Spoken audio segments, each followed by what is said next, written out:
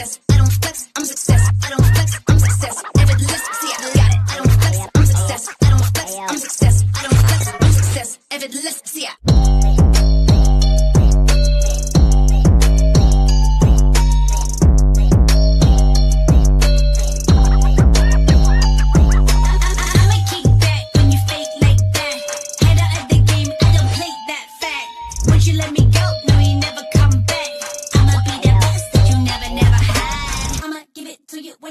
That's a lie.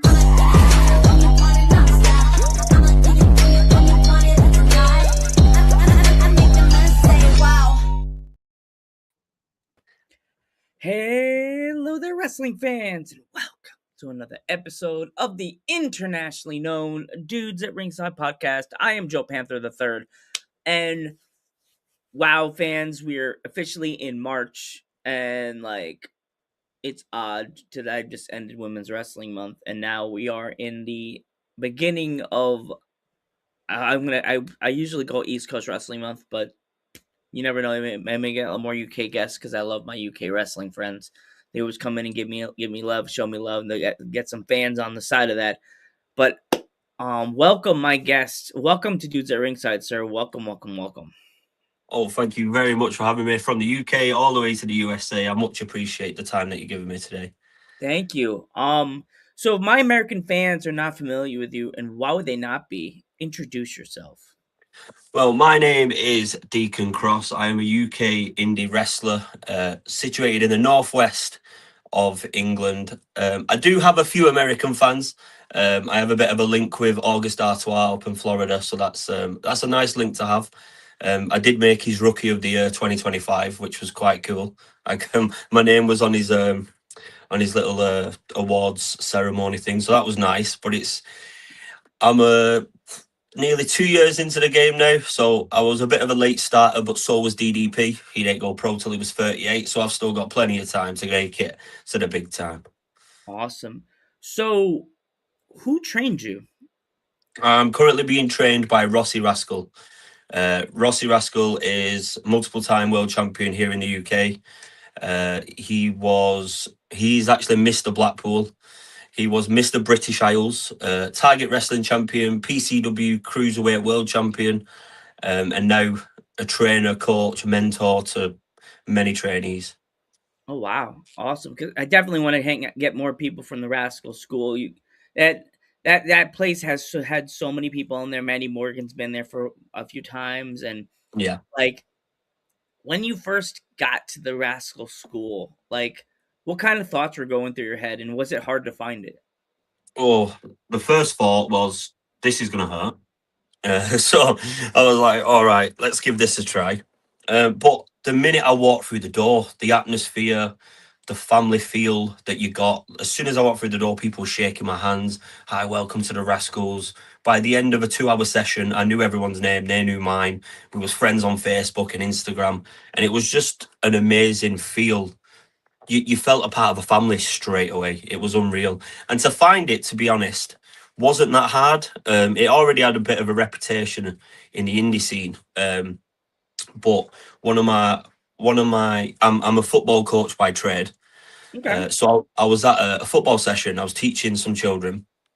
At the corner of my eye, I spotted an indie wrestler that I'd seen the weekend before at Bolton, where I'm from. And I was like, excuse me, are you AJ Grimm? And he was like, wow, no one's ever recognized me outside of the community. I was like, yeah. And he was like, oh, you should definitely try it because I've always been a wrestling fan. And he was like, come down. 6 months later, after he'd been asking me to come, I decided to take the leap of faith and I haven't looked back. Oh, wow. Awesome. So when you first got into the school, what were your thought process? Because I know a lot of people, when they get into the school, as you said, the people were shaking your hand, people were talking to you, adding you on Facebook. What was the toughest part of the training when you first started? I think the toughest part was overcoming, obviously, fear. Because I suffer from ADHD, ADD specifically, so I'm very conscious, very weary, fight or flight mode.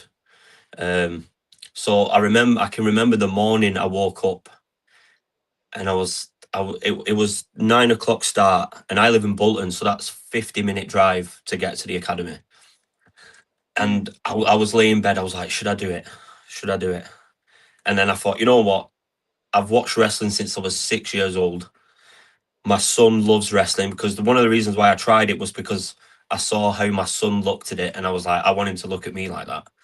So the first hurdle to get over was the fear of failing.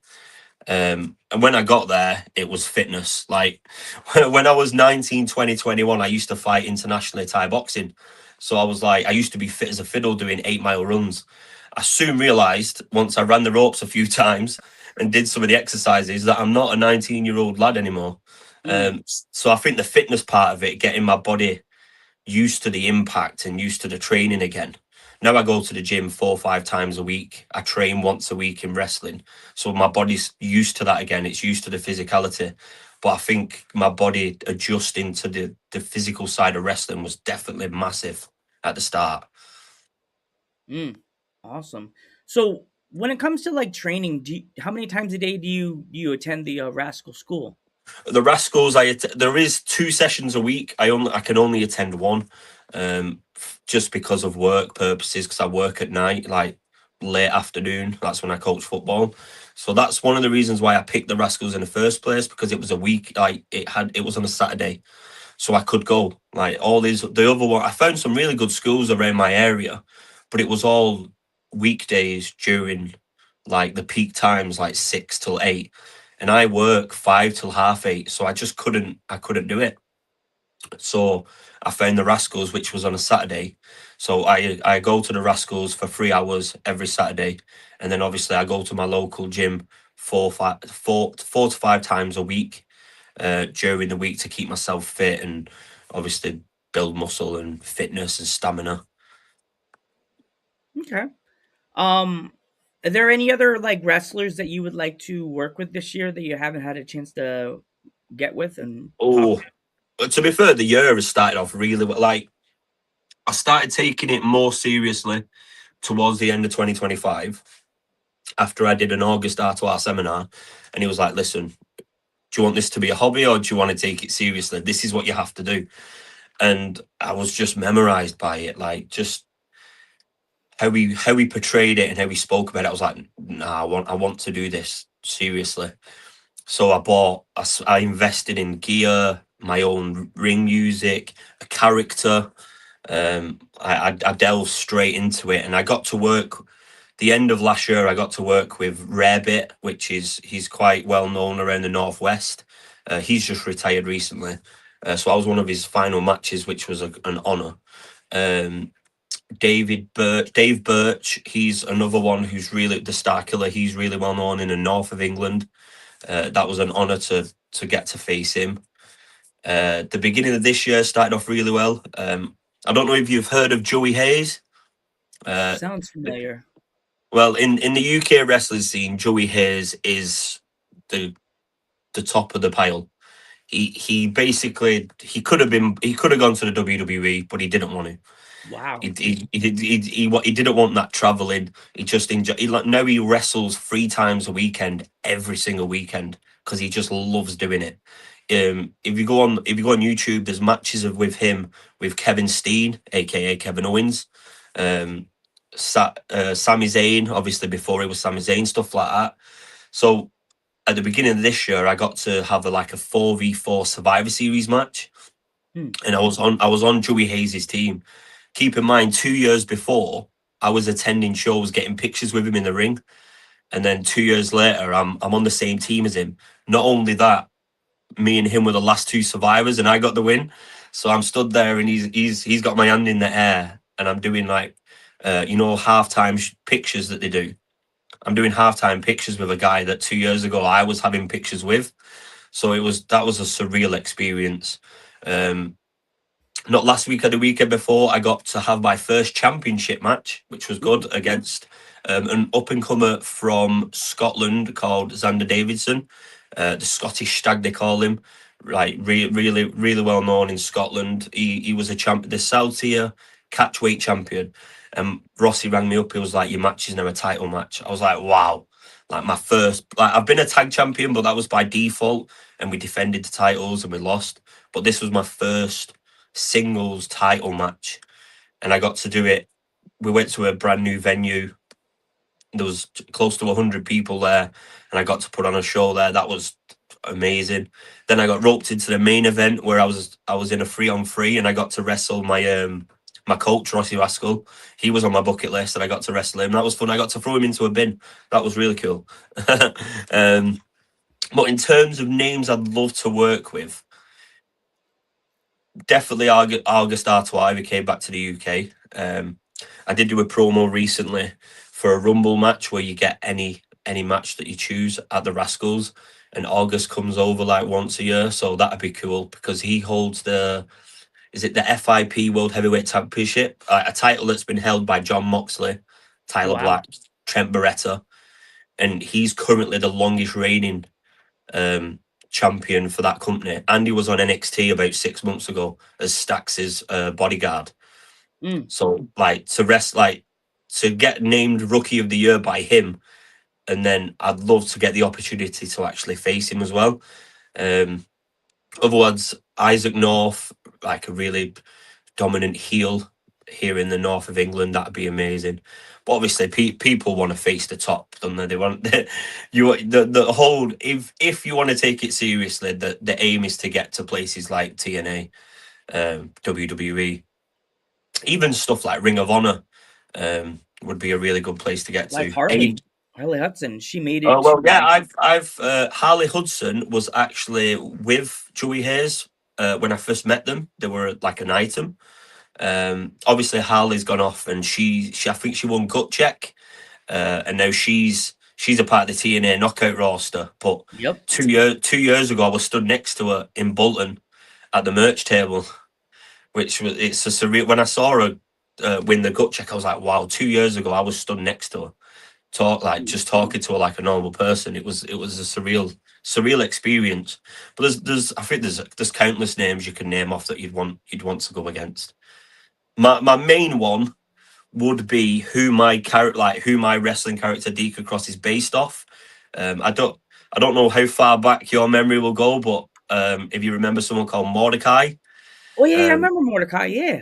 So basically, my character is a reincarnation of Mordecai. He carries on what Mordecai started back in 2004. So I've got that whole persona. I dress the same as he did, slightly different. I'm currently getting a staff made, so I could come out with a staff. I wear the long white robe when I come in. I actually followed him on. I followed him on Instagram, and I posted, and he liked one of my posts. So I took that as right. He's passed the torch there. He's liked one of my posts. But yeah, just to face him would be cool because it's kind of like the same character. Oh gosh, imagine Mordecai versus Mordecai, staff versus staff. Yeah, it'd be like the Undertaker versus Undertaker again. Oh god, that match was kind of like weird to see Mordecai versus the Undertaker. Like, I was like, I don't know if I could do this. I don't know if they could do the same thing with light versus the dark. Like, that's like that was what they was gonna do, that, weren't they? That was the plan, but they repackaged him as Kevin Thorne. yeah. To be fair, I think my character has probably lasted longer than Mordecai's did. Oh yeah.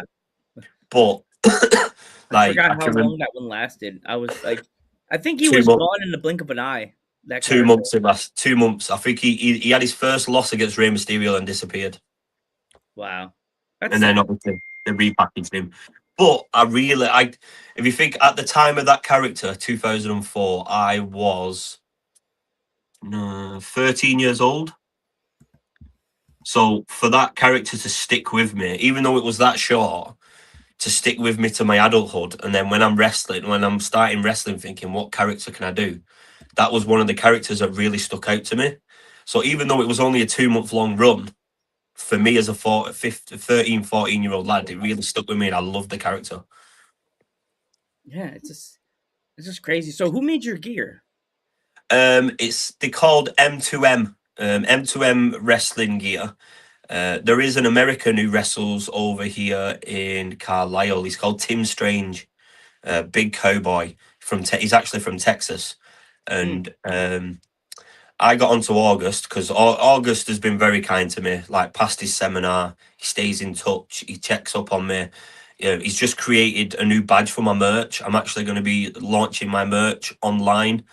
Unforgettable Vision, it's called in the UK. But August Artois from America, who's kind of like mentoring me a little bit, he sells his merch through there, so he's put me onto him. But I messaged him. I said, right, I listened to you. I want my own gear. Where do I get my gear from? So he's messaged Tim. Tim's got back and said, listen, M2M do great gear work, like gear. So they got me in touch with them, and I was like, listen, this is what I want. I sent him a picture of Mordecai.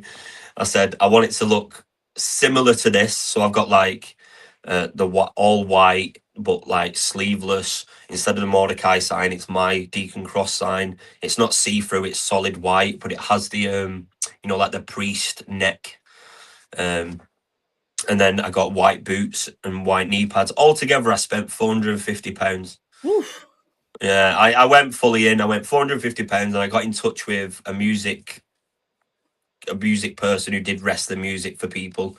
I said, how much for a remake of He's Got the Whole World in His Hands?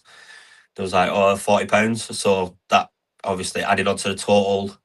The little accessories that I've got, like the gown that I come out in and stuff. I'd say I've spent about £600 altogether on my wrestling gear. Yeah, I went fully in. Yeah. So when it comes to packing your bag for the shows, I know some wrestlers it's easy to do it. Some people have a hard time. Like with us with ADD, it must be difficult for you. So do you count yourself as a last minute Lucy or an early bird to pack the bag? Early bird. My bag is packed now. Literally, my next match is this Sunday in the Rumble match. My bag is packed. It's been packed since last week. Because what I do, basically, the fabric that my wrestling gear is made out of, you can't put it in the washer. You have to hand wash it with soap. Oh, wow. Can't put it in the dryer, so you have to dry it by hanging it. So as soon as I finish my match, when I get home, I wash all my gear, hang it all up, let it dry for a day or two, pack it all back in my bag, make sure I've got because I wear like a long elbow sleeve as well, white tape on my hands. I make sure all that's packed. My entrance attire, make sure that's washed, that's packed. My boots are scrubbed down, that's packed. I make sure everything's done. I wear contact lenses, so I take spare contact lenses, my spare pair of glasses, literally everything I need for a day, deodorant, chewing gum, everything. I get packed 2 days after my last match, ready for my next match, whenever it is. So wow. I'm always ready. I'm always ready. And when I go to shows, when I go to watch a show, I got some advice once upon a time. Always take your wrestling gear, just in case. So literally, it's always ready. The gear is always ready. Wow, awesome. So what do you do when it comes to like eating food? Because I know I've talked to other wrestlers that don't eat that day, the day of the show, or they'll pack a bag. Like, what do you do for food? Oh, I won't lie, I don't eat. It's just the nerves. In the morning, I'll have like a piece of toast or something, or something small. But I just take a pack of wine gums and a pack of midget gems, and literally, when we get there, help set up the ring.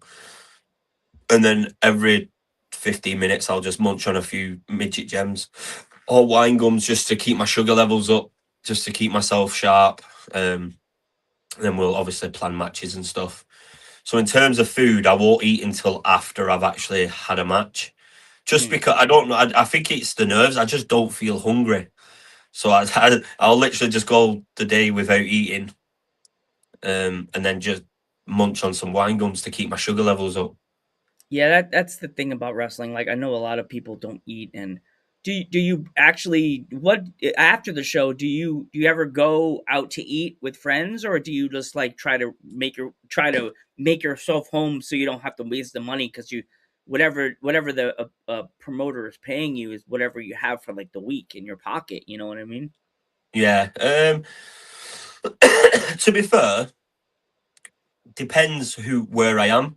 If I'm in Bolton, the venues are very close to my house. So I'm 5-10 minutes away from where I live. So as soon as I've because I'm one of them. I get there early. I help set up the ring. I stay there late. I help take down the ring. Like I'm a part of the whole experience. I don't just show up, wrestle, and leave. I make sure to help because you want the promoter to think this guy's a nice guy, hard worker, good wrestler, and just loves the business. So when I'm in Bolton, I do all that, and then I could just go home straight away. When I'm in Blackpool or in Leeds or anything like that, after I've helped, it's quite a far way to get home, like 45 minutes, 50 minutes. So sometimes me and my wrestling friends will go to like KFC and we'll, Okay. we'll sit around a table and eat some KFC and talk about the show and what went well and what didn't go well, stuff like that. Okay. I like the KFC. If KFC knew that you were a wrestler and they were jamming out to what you do, what would be your menu? What would be your like number? Like if they had a special menu for you, what would that be? Oh, countless boneless boxes. I am obsessed with a boneless box from KFC. Okay. Just I'm strange. I don't like chicken on the bone. I just You break a tooth. Like I know I'm like trying to rip the meat off and stuff no, like I think I had like a bad experience as a kid where I bit into a piece of fat that was attached to the bone, oh and it was no. just I could just remember like I won't eat curly fries because when I was about 7, I ate some curly fries and threw up, so that stuck with me like growing up, and I won't touch curly fries. It's Oh just no. yeah. So when it came to the chicken bone and the fat, I was like, no. And then ever since then, never touched chicken on a bone. So I go into KFC, can have a boneless banquet, large, extra popcorn chicken, side of gravy and coleslaw.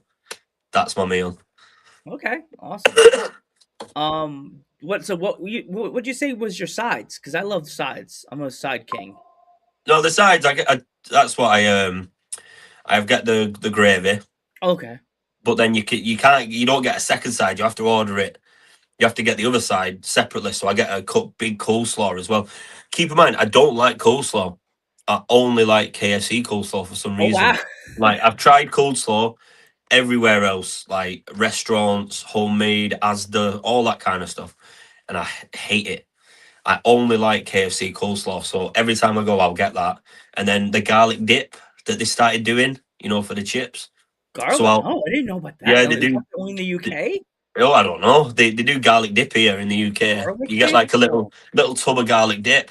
KFC United States. What are you waiting for? That sounds so good. Like, bro, what the heck? Someone hashtag KFC clip this moment. KFC, guys, what are you doing, bro? Yeah, I dip the chicken. The chicken I dip in the gravy, and the chips I dip in the garlic mayo. Tastes amazing. Even though I'm from the United States, I used to like see certain things from that where the wrestlers used to say it to us, and I would get it on the Instagram page or Facebook. Nando's, like they used to comment on our videos all the time, and I would tell wrestlers like a few months ago, Nando's literally used to comment on the dude's page on Facebook. Hey, yes, come to our restaurants. I haven't had that in so long. I miss getting a Nando's comment in during every episode. I'm like, Nando's, if you're still out there on Facebook, hey, I'm still alive. I'm still Come on, alive. Nando's. Send us a sponsor or something. Come on. Yeah, sponsor both of us. That'd be kind of cute. That'd be cool. To be fair, I love it. I don't know how they say what they say in the United States, but in the UK, when you and your friends are going to go to Nando's, you'll text each other and you'll say, "Do you fancy a cheeky Nando's?" And you just call it a cheeky Nando's. I don't know why. It's just a thing. Nando's. Cheeky. Like if you, it might be dinner time on a Sunday. You'll text your friend, "Do you want to go for a cheeky Nando's?" I don't know why we say that, but Because I told people about Nando's, and my mom's like, "It sounds like it's just a British KFC." And I'm like, "Yeah, pretty much. Pretty much, that's what it is. The British KFC." it's And my very mom's like, nice to be fair. It my is mom's really like, good. "Why are they Nando's. messaging you guys on during your podcast?" And I was like, "Because we talked about it like 3 or 4 times in a row," and they were just like, "Shut up, British style. Shut up, leave us alone, you bastards." I have a British wrestling friend named Shorty, and she laughed at me whenever I go, "You bastards, You bastards. you That's, bastards." I that's would not send her a voice thing saying, "You bastards." that's a decent impression, that, to be fair. Talking to a lot of British people, like I tend to like do like Hello there. That's what I don't know why, but people just think the whole of the UK is just London. I'm like, and I'm like, I need my tea in the morning. And they're like, Joe, you drink coffee. I'm like, I just need some tea. Like, No, it's decaf tea. So I keep me from going. I'm hyperactive as well. So like, keep me from being all jittery. I'll drink decaf tea or decaf coffee all day at work, and I'll get on the bus or go home, and I'm just like, oh my god. I live My off coffee. my favorite coworkers, if she was in the chat, she probably would go, "He's not lying. Drinking decaf coffee and tea all day." And I'm just like, she's like, "What's the matter?" I'm like, oh, I have a headache. She's like, "Stop drinking decaf stuff all day, Joe. You're gonna give yourself an aneurysm." I live off coffee, like proper coffee, no decaf, proper coffee. I'll have I at love least proper four coffee. or Oh, five a day. yeah. Besides like wrestling, do you do anything on the side? Like, do you have any like what are like your favorite things to do besides wrestling? Do you have any fun hobbies, stuff like that? Besides, I like social media, so I That's have so like with me sometimes. I have like I have the Facebook, the Instagram, and YouTube. So, but I'm kind of I like like anime, Pokemon, Digimon, Yu-Gi-Oh, Power Rangers, stuff like that. It's the anniversary of the Pokemon. I don't know if you saw that. It's Yeah, it was. Yeah, my local Pokemon store in Bolton did an event, so everyone had Pokemon Pikachu hats on and stuff. oh It my was really god, you cool. must have been Yeah, freaking out when you saw that. yeah, it was really cool. It's mad because back in the day when I was a kid, I played Pokemon really wrong. Like you just used to pull out a card, and if its HP was higher than the other one, you'd win. But then, like it wasn't until I got a bit older that I realised it's a full-on game. Oh god. Like, like there's so much mechanic that goes into actually playing the game of Pokemon. I'm like, wow, this is hard. Oh my gosh. Before we go, is there anywhere people can find you on social media? Yeah, so on Instagram you can find me at deacon_cross.pw. That's on my Instagram, or Declan Rawlinson. That's my content creator account. So I have two on Instagram, and on Facebook, obviously Declan Rawlinson is my content creator account, and Deacon Cross is my Facebook wrestling account. I also have a YouTube channel, Deacon Cross TV. So they're my three main ones. Awesome. Do you have any upcoming shows that you want to promote? See if you have any like British wrestling fans that are watching this podcast. I Yeah. really hope. How So can they get tickets? this Sunday is the Rascal Rumble. We're actually sold out, so if people didn't get tickets, like unfortunately we can't. We actually pushed the envelope on this one. We've got up to 130 people in attendance. Wow. It's our highest attendance for a Rascal show. So I think this is our pro show 9. So our 9th professional show in the past 2 years, and it's our highest attendance one. So that's a big one. We do have another one though on the 10th of May, which is the Stanley Show Bar Showcase show in Blackpool. That would be a really good show if you like to get tickets for that. And I'm also the 9th of May, I'm on the debut show of Warrington Town Wrestling, which is a town about 40 minutes from Bolton. They're just debuting a brand new promotion over there. I've been asked to be in the tournament to crown the world champion of that promotion. So that'll be another one, the 9th of May in Warrington.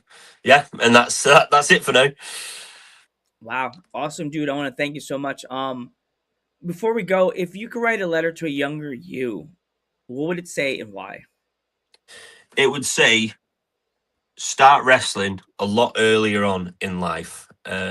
Like I said, I was a wrestling fan growing up. I was actually a WCW kid, so I grew up on WCW, TNT, Free TV, and didn't actually get into the WWE till I was 11.